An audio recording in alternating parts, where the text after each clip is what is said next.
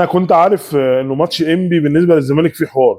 كنت عارف، كنت حاسس انه اخر ماتش في دور المجموعات الاولاني دوت، عارف انه هيكون صعب، هيكون معقرب. وكنت عارف ان انبي مش فرقه سهله ان هي تعدي الماتش بسهوله، ومش فرقه سهله ان هي تسيب الماتش للزمالك او تكون ضعيفه قدام الزمالك. بالعكس، الفرقه النهارده بتضغط فاتحه الملعب يمين وشمال، بتلعب بجرأه كبيره جدا على الزمالك، رغم الزمالك فرقه متصدره الدوري، رغم قوه الزمالك.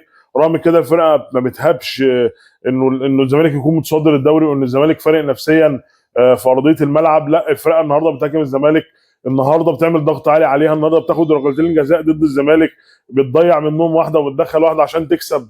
النهارده الزمالك في مفاجاه من العيار الثقيله، انا شايفها مفاجاه كبيره جدا جدا بالنسبه لي انا شخصيا، لاني كنت متخيل ان الماتش دوت رغم صعوبته انه الزمالك كان يقدر ان هو ينهيه، لانه نفسيا هو بقاله 7 ماتشات بيكسب، وبقاله فتره كبيره جدا نفسيا عالي وكعبه عالي والفرقه مستقره، والمدرب عالي جدا وعنده افكار جديده في الملعب وبيلعب يعني بروقان.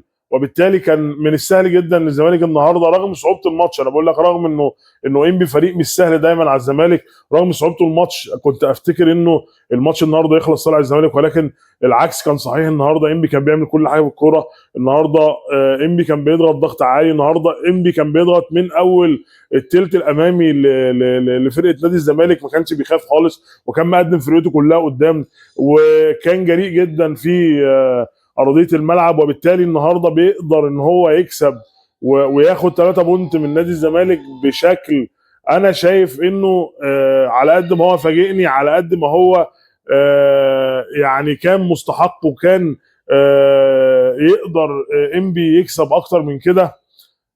النهارده طبعا هزه كبيره جدا نادي الزمالك في موضوع ترتيب الدوري، وموضوع يعني فرص نادي الزمالك بالفوز بالدوري، رغم هزه الاهلي الكبيره، ورغم انه البيراميدز برضه مش قد كده.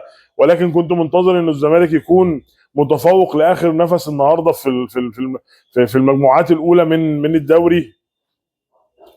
ولكن الزمالك النهارده بيبين ان هو لسه عنده بعض المشاكل، ان هو مش هو لسه الفريق البطل، مش هو لسه الفريق المسيطر اللي يقدر يخلص اي مواجهه بدون اي عناء.